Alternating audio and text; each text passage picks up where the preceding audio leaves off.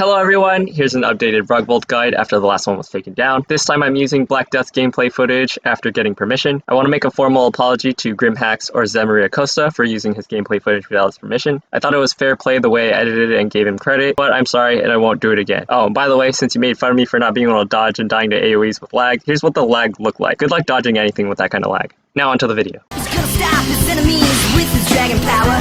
Dragon teeth, dragon tail, burning dragon fire. Real live wire, American dragon. Dragon up.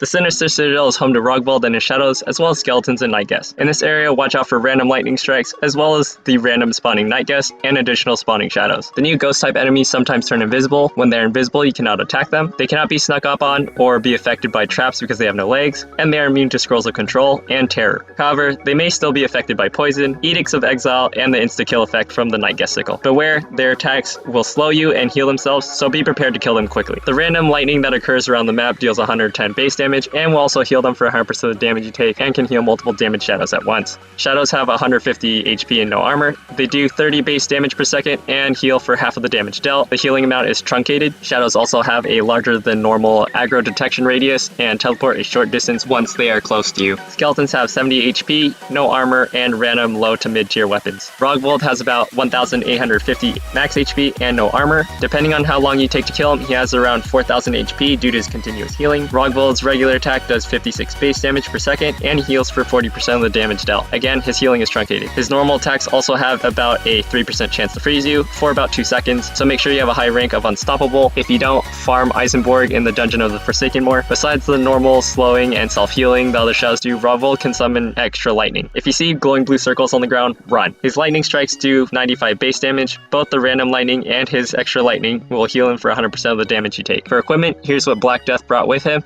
and here's what's left of his equipment after the fight. You want to bring 3 strong weapons like halberds, claymores, or highly sharpened scimitars for all of the shadows and the boss, a 24 to 35 damage weapon for skeletons, and a torch or flaming sword for night guests. But if you're not going to be using the flaming sword as one of your strong weapons to kill the shadows or the boss, I suggest just bringing a torch to remove the risk of losing it in the case of death. I recommend a set of 260 plus armor for killing mobs on the way to the boss fight, and 2 sets of 310 plus armor for the boss fight. Boots are practically a must. Dodging the burst damage from lightning and not letting the boss or other shadows heal from it will help a lot. 3 stacks of honey, 4 to 5 mandrake potions, a stack of berry drinks, and a stack of either bandages or bitter tinctures will do for healing items. A philosopher tincture or 2 would also be helpful. It's better to be continuously healing with honey compared to using bitter tinctures or bandages because you may be frozen and you can't use healing items while you're frozen. For skills, I recommend the heavy strike active skill to kill the shadows as quickly as possible to avoid prolonging their healing. Mighty health so that you are less likely to die from getting hit by lightning. Running speed to avoid lightning more easily. Resurrection in case you die. Combat mastery for any weapons you are using. Healing properties for honey, bandages, and berry drinks. Unstoppable to quickly escape from the frozen status. Hyper concentration to kill the boss more quickly. Crowd defense because sometimes shadows will spawn in the middle of the boss fight, as well as Rogvold running away and sending 2 shadows to fight you at the same time. The fight is pretty straightforward. First, you must pass a large courtyard filled with enemies. Then to summon the boss, you must interact with the chest. As soon as you interact with the chest, a lightning bolt will target where you're standing, so move away from the chest. It's not required to kill everything on your way to the chest to interact with it, but I highly recommend clearing all of the mobs out on the way of the boss fight, so the boss does not fear you downwards into unkilled enemies. The boss will scare away your direwolf, so don't expect any help. When Rogvold's health falls below 75%, 50%, and 25%, Rogvold will fear you in the opposite direction from him,